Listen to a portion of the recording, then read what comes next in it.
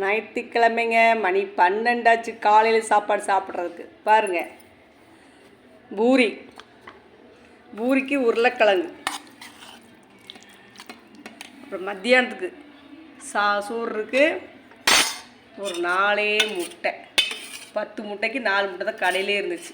நம்மளுக்கு வர்றதுக்கு 4 முட்டையை போட்டு ஒரு குழம்பு. அப்புறம் ரசம் இருக்குது. அப்புறம் தயிர்.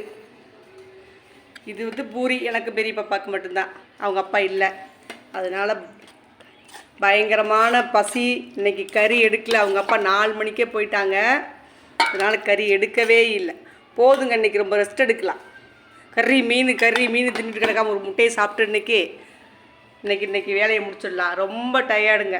காலையில் சாப்பாடு சாப்பிட்றதுக்கே மணி 12. மத்தியானம் சாப்பிட்றது 4 மணி ஆயிரமாட்டிருக்கு. வீடியோ பிடிச்சா லைக் பண்ணுங்கள், ஷேர் பண்ணுங்கள்.